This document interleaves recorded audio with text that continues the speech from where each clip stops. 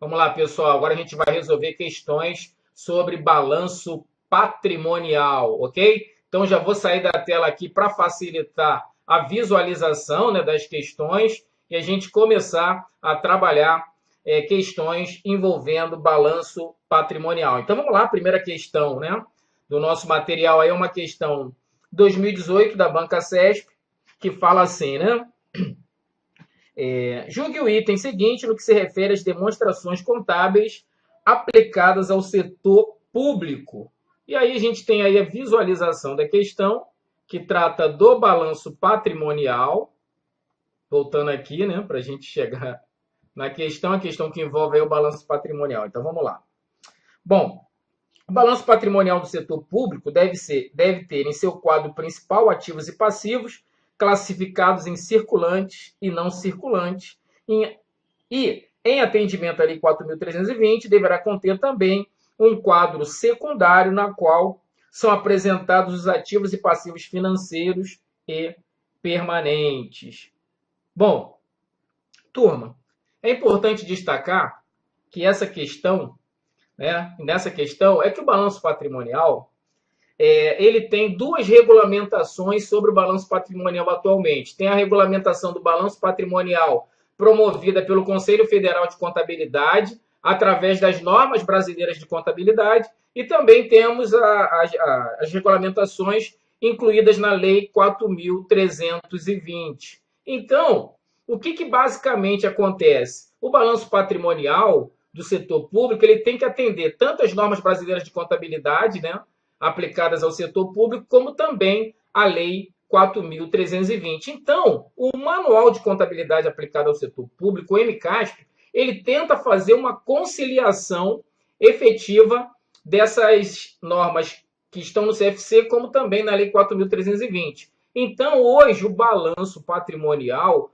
é um balanço único, mas que possui 4 quadros. Então, basicamente, o balanço patrimonial hoje ele é composto de 4 quadros. A gente tem lá o balanço patrimonial, tem o quadro principal, né? Gente, esse quadro principal, ele divide, né, os ativos e passivos em circulante e não circulante,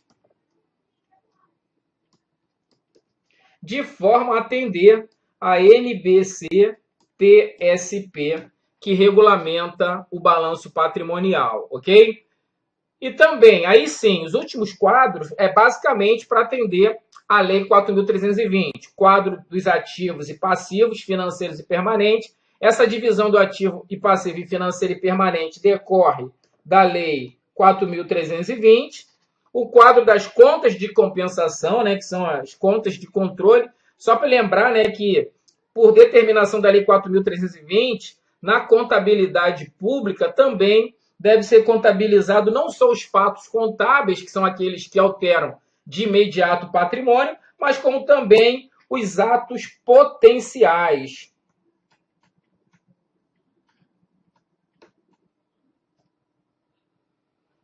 Bom, tem as garantias, também temos, por exemplo, quando o administrador público assina contratos, aí contratos de serviços, quando ele assina também convênios. Então, nesses casos específicos, são atos que não modificam o patrimônio de imediato, mas que no futuro possam vir a modificar. Essa garantia aqui é a garantia que a gente chama de não financeira. Porque tu fica imaginando, né? O ente concede uma garantia para o outro. Teoricamente, essa garantia ela não vai impactar o patrimônio, mas se por acaso acontecer no futuro, né, uma execução dessa garantia, aí sim vai ter realmente um impacto no caixa, tá, gente? Agora, cuidado para não confundir com a garantia financeira. Essa não é um ato potencial, porque essa já impacta diretamente o caixa, tá legal? A gente tem contratos também, convênios, que são atos assinados, que não geram de imediato uma modificação patrimonial, mas que possa, no futuro, gerar essa modificação. E também, né, a gente tem lá, ó, o quadro de superávit e déficit financeiro. Esse quadro de superávit e déficit financeiro, ele vai informar o superávit financeiro, né, que, na verdade, vai ser fonte, como a gente já sabe, para abertura de créditos adicionais. Ok? Bota aqui de forma abreviada, de créditos adicionais. Então, a gente tem, basicamente, aí, 4 quadros. Então, são 4 quadros. Então, só para a gente visualizar, a gente tem 4 quadros, né? O quadro principal divide os ativos e passivos em circulante e não circulante, atendendo a NBCT TSP, né? As novas normas contábeis. E os outros 3 quadros atendendo a Lei 4.320, né? O quadro dos ativos e passivos financeiro e permanente, né? Que divide o ativo e passivo em financeiro e permanente, que atende a Lei 4.320.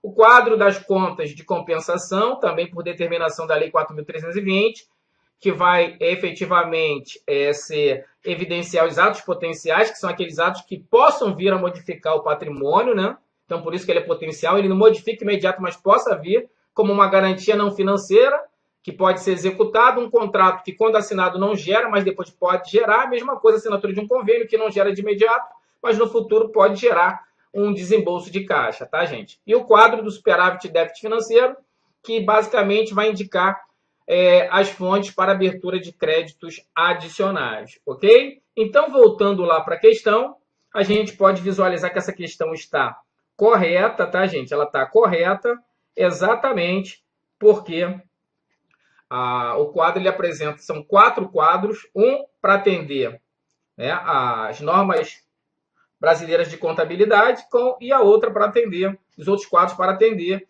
a Lei 4.320. Bom, então vamos lá para a questão 2.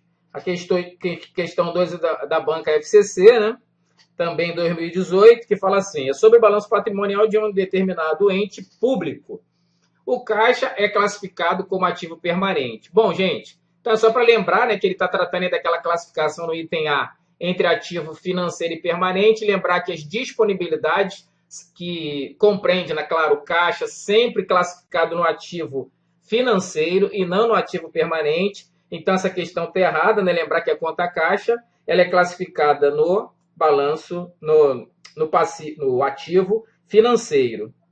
E lembrar também que, se for na classificação de acordo com as normas brasileiras de contabilidade, que divide o ativo em circulante e não circulante, a conta caixa é uma conta de ativo circulante, tá, gente? Então, sempre lembrando que as disponibilidades do ente, né, que é o valor que está na conta caixa, ou que a gente chama de equivalente caixas, que são aquelas aplicações financeiras que possuem liquidez imediata. Então, todos esses valores contabilizados na conta caixa ou na conta bancos, que se referem a aplicações financeiras e aplicações financeiras que não têm restrições, né, ou seja, de liquidez imediata, são sempre classificadas no grupo passivo financeiro, de acordo com a Lei 4.320, ou no grupo circulante, de acordo com a NBC-TSP. Maravilha? Então, só para a gente visualizar dessa forma. Vamos lá, vamos analisar agora a B. As variações patrimoniais diminutivas pagas antecipadamente são classificadas no patrimônio líquido. Gente, vou até sair aqui da tela, né? Vou facilitar aqui a visualização. Gente, tem que tomar cuidado que variações patrimoniais diminutivas é o que a gente chama de despesa. Porém, tem que lembrar que na contabilidade, a despesa ela só tem que ser reconhecida quando acontece o fato gerador. Então, se a despesa for paga antes do fato gerador, ela, na verdade, gera um direito. Então, tem que lembrar o seguinte, que as variações patrimoniais diminutivas pagas antecipadamente são, na verdade, não são despesas, são direitos. E esses direitos são classificados não no patrimônio líquido, mas sim no ativo circulante. Então, nesse caso aqui, a classificação não seria patrimônio líquido, seria ativo circulante, ok? Então, nesse caso aqui, a gente está visualizando uma conta que deve ser classificado no ativo circulante. Maravilha? Então, tem que tomar cuidado com a questão do regime de competência. Gente, aqui vale um alerta, tá, gente? Vale um alerta por quê? Porque a gente está falando aqui de uma variação patrimonial paga antecipadamente. Porque, assim, como funciona na contabilidade? Por exemplo, vamos supor que o ente contrate um serviço que será prestado em julho. Então, na verdade, se o serviço será prestado somente em julho, ele tem que reconhecer a despesa, ou seja, a variação patrimonial diminutiva referente a esse serviço, só em julho. Se ele pagar antecipadamente, ou seja, antes de julho, ele não deve reconhecer esse pagamento como despesa, e sim como uma despesa antecipada. E a despesa antecipada, ela tem a classificação como se fosse um direito, porque na verdade é um valor que foi pago, porém o serviço não foi prestado. Então você tem um direito. Quando chegar, nesse exemplo que eu estou falando, em julho, aí sim você baixa esse direito e joga esse direito para a despesa. Mas a despesa só pode ser reconhecida no momento que acontece o fato gerador. Se ela for paga antes, você tem um direito. Maravilha? Se ela for paga depois do fato gerador, você terá uma obrigação. Maravilha? É assim que funciona a questão da contabilidade. Bom, vamos lá, né? Vamos fazer aí a visualização agora da letra C. Os direitos conveniados e outros instrumentos congêneres são classificados como ativo circulante. Nada disso. Quando ele fala direitos conveniados e outros instrumentos congêneres, ele está falando naquele momento, tá, gente? Que o gestor assina um convênio ou assina um contrato. São fatos que não impactam o patrimônio. Então, eles não ficam classificados no ativo nem no passivo. Eles ficam classificados no que a gente chama de contas de compensação. Então, a assinatura desses convênios são atos potenciais que ficam classificados no que a gente chama de contas de compensação, ou seja, de controle, ok? Então, basicamente, tem que tomar cuidado com isso. E aqui, tá, gente, também vale esse alerta. Cuidado que eles sempre inserem dentro das possibilidades, assinatura de convênio, assinatura de contrato, concessão de garantia. Tem que tomar cuidado, porque isso não são atos que modificam o patrimônio. São atos de gestão e não fatos. Então, eles não ficam contabilizados lá na estrutura do balanço patrimonial, no quadro principal. Eles ficam contabilizados como atos potenciais em contas de compensação, num quadro à parte, como a gente visualizou na questão 1, em contas de controle. Então, só cuidado e vale esse alerta aí para vocês. Bom, vamos analisar a letra D. As reservas são classificadas no ativo circulante. Não, reservas, tá, gente? Apareceu reserva, e aí você tem que já identificar que reserva é conta de PL, conta de patrimônio líquido e não de ativo não circulante. Isso é uma conta de patrimônio líquido, ok?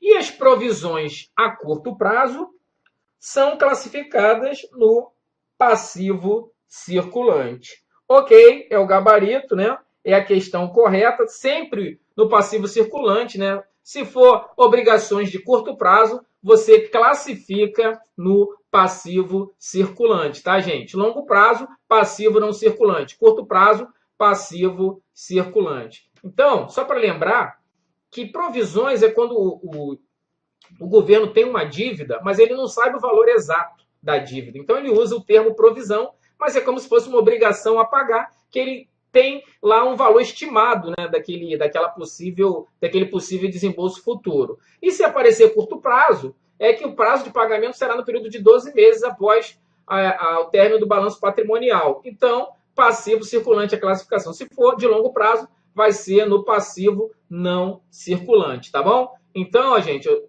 colocar aqui para vocês as contas que são classificadas no passivo circulante. Se vocês observarem, vocês vão perceber que são sempre contas, cujo final tem lá curto prazo, né, obrigações trabalhistas, previdenciárias, assistenciais a pagar a curto prazo, empréstimos e financiamento a curto prazo, fornecedores e contas a pagar a curto prazo, obrigações fiscais a curto prazo, vou pular essa, que essa é a única que não tem curto prazo, provisões a curto prazo, está aqui, né, inclusive foi essa que foi tirada aí para a questão, e demais obrigações a curto prazo. Então, o passivo circulante sempre são dívidas e obrigações a curto prazo. Porém, tem essa aqui, obrigações de repartições a outros entes. Gente, quando aparecer obrigações, essa deve cair muito, né? Porque não está claro que é no passivo circulante, então fica atento, obrigações e repartições a outros entes. O que é isso? São receitas arrecadadas por um ente, mas que ele tem uma parcela que ele tem que destinar para outros entes, por uma imposição da Constituição ou por uma imposição legal. Então, sempre quando o ente receber uma receita, que uma parcela dessa receita ele tem que transferir para outro ente, enquanto ele ainda não transferiu, ele classifica essa transferência a fazer como obrigações de repartições a outros entes, tá bom? Então, é o caso, por exemplo, vamos supor, do Estado. Quando ele recebe ICMS, é a receita dele. Mas ele tem que transferir uma parcela para estados e municípios, para os municípios. Então, enquanto ele não transfere esse recurso para os municípios, fica lá contabilizado, tá, gente? Como passivo circulante no grupo, né? Obrigações de repartições e outros entes. Maravilha? Então, essa, né, é a informação que eu queria passar nessa correção da segunda questão.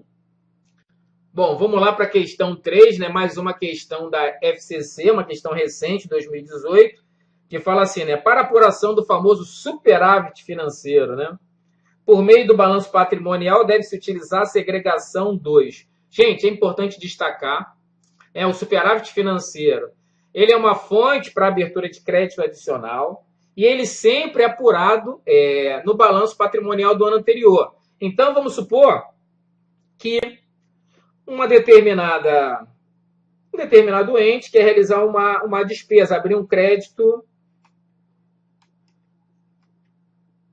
adicional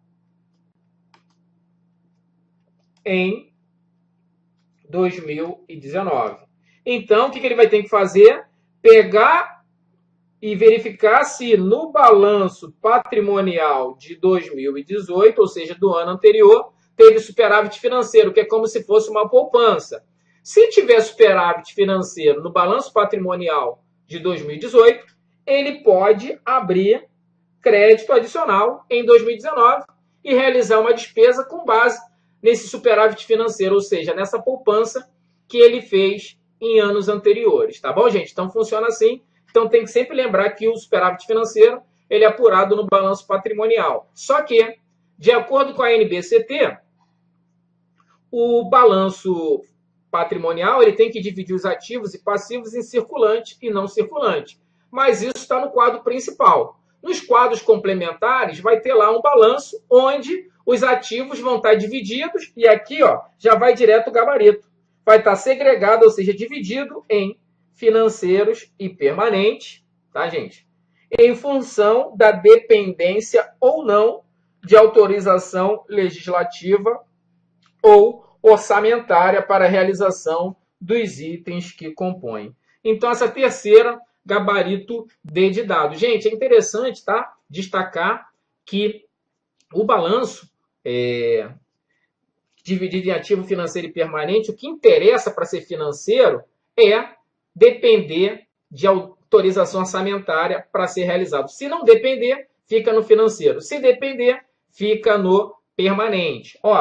Só para a gente lembrar aqui, né, os conceitos, a palavra dependência, né, então sempre destacando, no ativo financeiro vai estar sempre os valores numerários, ou seja, o dinheiro que está no caixa, no banco, está sempre no ativo financeiro. E no permanente vai estar sempre os bens. Então, os bens vão estar no ativo permanente, ok? Agora, créditos e valores vai depender. Se os créditos e valores para ser realizados independe, tá, gente, de autorização orçamentária, vai ser ativo financeiro. E se os créditos e valores depender de autorização legislativa, vai estar no ativo permanente, ok? Bom, vamos agora para a questão 4, uma questão 2018, né, da Banca FCC, que fala assim: uma entidade pública adquiriu um imóvel que será utilizado para a prestação de serviços para a população. O processo inclui o imóvel, o processo de incluir imóvel mensurado pelo custo no balanço patrimonial da entidade corresponde. Então, gente, só para a gente lembrar, né, o que é o balanço patrimonial? O balanço patrimonial é uma fotografia do patrimônio num determinado momento. O que é o patrimônio? É um conjunto de bens, direitos e obrigações. Os bens e direitos ficam do lado do ativo, as obrigações do lado do passivo. E a diferença entre o ativo e o passivo é o que a gente chama de patrimônio líquido. Então, essa é a teoria básica do balanço patrimonial. O imóvel, é lógico que ele vai ficar no ativo. Agora, dentro do ativo, a gente tem grupos e subgrupos. Então, por exemplo, o ativo ele é dividido, né, dentro da estrutura estabelecida pela NBC-TSP como em circulante e não circulante. No grupo não circulante, você vai inserir, os direitos de longo prazo, mas também você vai inserir os bens utilizados pelo governo nas suas atividades. Então, por exemplo, um prédio da escola, o prédio do hospital, o prédio de uma secretaria, o prédio de um ministério, tudo isso vai ficar contabilizado no ativo não circulante. Só que o ativo não circulante, como eu falei, ele é dividido em vários grupos. Eu quero aqui inicialmente passar para vocês, né, quais são os grupos que compõem o ativo não circulante. Então, já está aí na nossa tela, né, os grupos que compõem o ativo não circulante. Sempre o realizado a longo prazo. Então, realizável a longo prazo, né, os créditos a longo prazo, ou seja, superior a 12 meses para transformar aquele valor a receber em moeda, né, ser realizado. E também vai estar lá os investimentos, imobilizado e intangível. Então, os bens, basicamente, eles são classificados no imobilizado e no intangível. Eu vou sair daqui para facilitar a visualização. Então, no imobilizado, vai ser contabilizado os bens corpóreos, que são aqueles bens, né, que têm matéria, materiais, né, como o imóvel, e também os bens intangíveis, onde você vai contabilizar os bens incorpóreos. Tá, gente? A letra está horrível aqui, mas são bens incorpóreos, ok? Então, os bens que são utilizados pela empresa nas suas atividades, se for corpóreos, materiais, imobilizados, se for incorpóreos e materiais, como, por exemplo, um software, direitos de uso, fica no intangível, tá, gente? E aqui está o conceito de imobilizado também, para a gente complementar aí as informações, né? Imobilizado, que são os bens classificados no imobilizado. Compreende os direitos, sempre são os direitos, que tenham por objeto, bens corpóreos, destinados à manutenção das atividades da entidade ou exercidos com essa finalidade, inclusive os decorrentes de operações que transfiram a ela os bens, os benefícios, os riscos e os controles desses bens, que são aqueles bens que o governo não tem a propriedade, né, digamos assim, do bem, mas tem o controle do bem, tá bom? Então, lembrar que os bens corpóreos ficam no imobilizado e os bens incorpóreos ficam no intangível. Todos esses grupos, todos eles são subgrupos do ativo não circulante, ok? Então, lembra do prédio da escola, lembra do prédio do hospital, para conseguir visualizar bem essa questão. Então, gente, só pode ser, né, esse imóvel destinado à prestação de serviço à população, né, só pode estar classificado no balanço patrimonial no ativo imobilizado, letra A. E o ativo imobilizado é um grupo do ativo não circulante, ok? Se fosse pela Lei 4.320, ficaria contabilizado no ativo permanente. Maravilha? Bom, turma, vamos lá para a questão 5, né? Questão também 2018 da Banca FCC. Vamos lá. Bom, Considere os itens a seguir do patrimônio de uma entidade pública em 31/12/2016. Gente, eu queria fazer uma observação com vocês. Olha só o que diz, né? Antes de começar a fazer a questão, né? O que diz o próprio MCASP sobre essa classificação em circulante e não circulante. Então, vamos lá para a gente fazer a visualização antes de entrar na questão. Os ativos devem ser classificados como circulante, então olha aqui a visualização do circulante, quando satisfazerem um dos seguintes critérios. Então, quando estiverem disponíveis para realização imediata. O que é realização imediata? Ser transformado em moeda.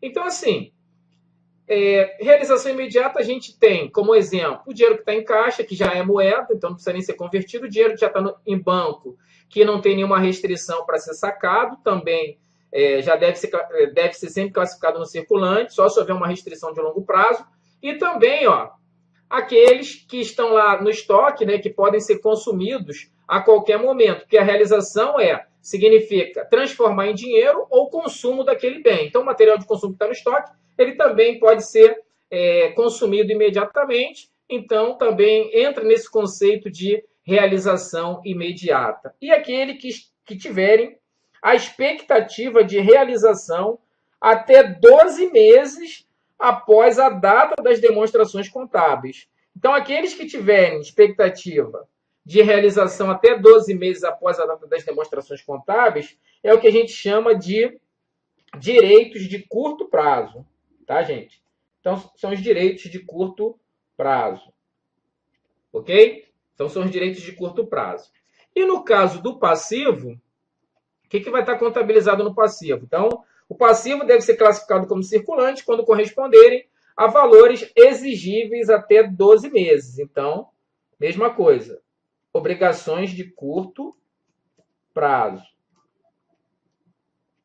E após a data das demonstrações, os demais passivos devem ser classificados como não circulantes, ou seja, obrigações de longo prazo, ok?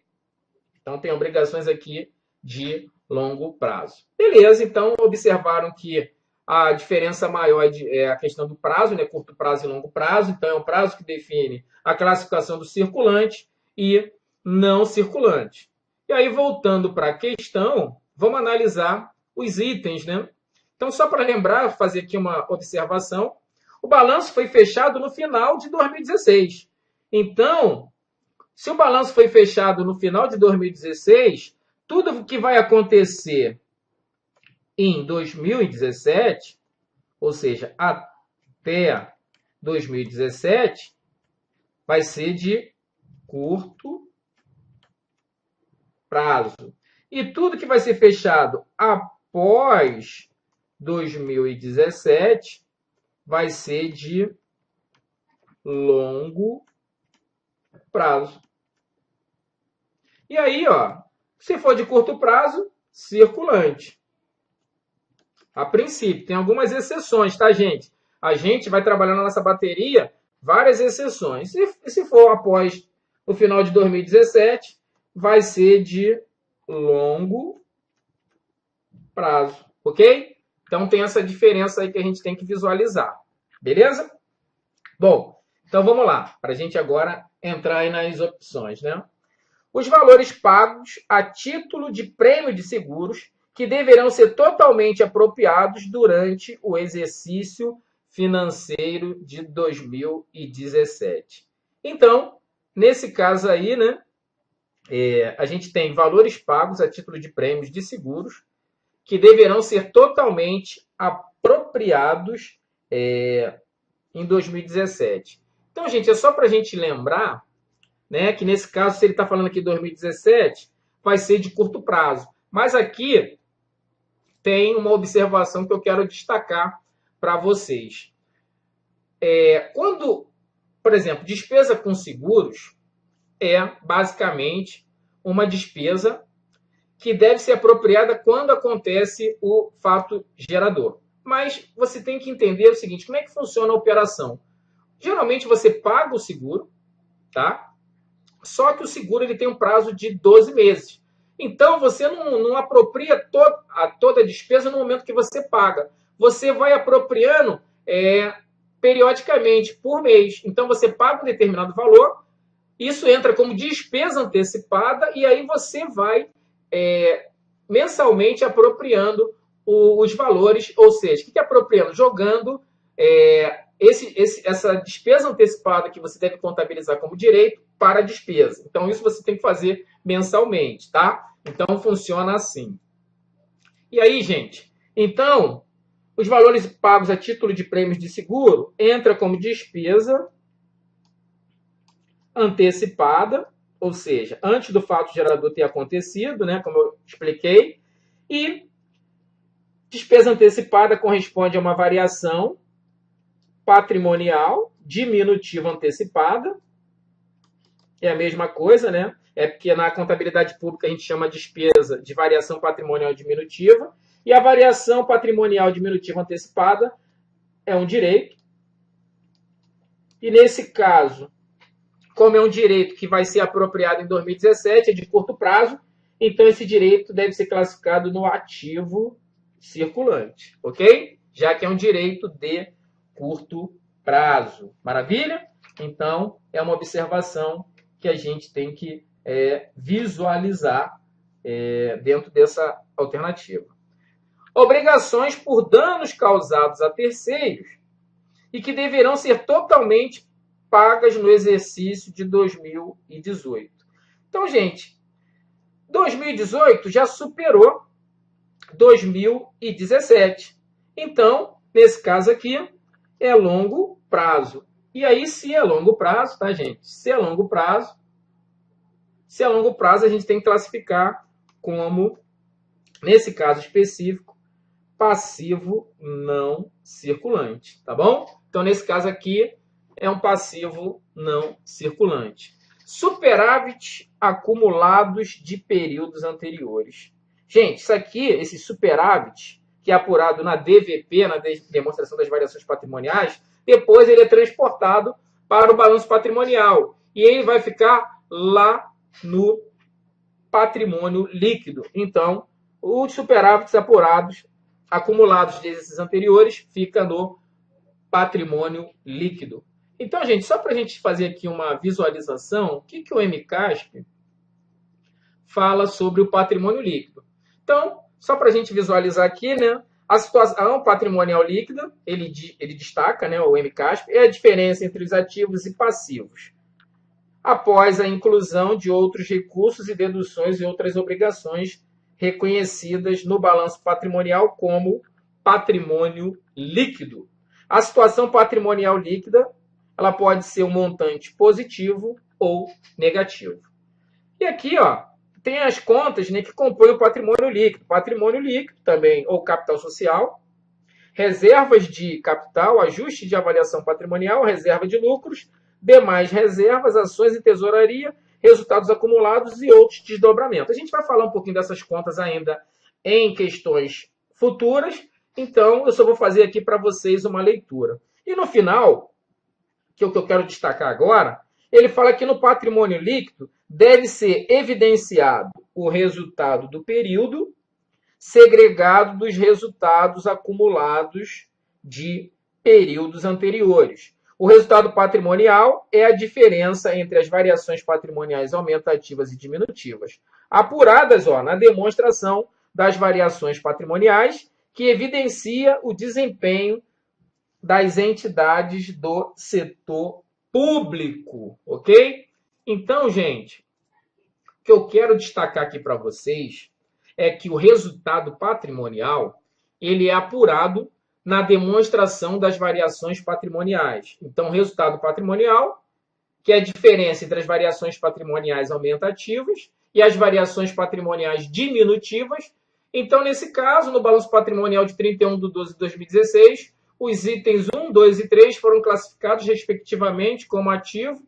Então, nesse caso aí, ó, pela visualização que a gente tem, gabarito ED, circulante, passivo não circulante e patrimônio líquido. Maravilha?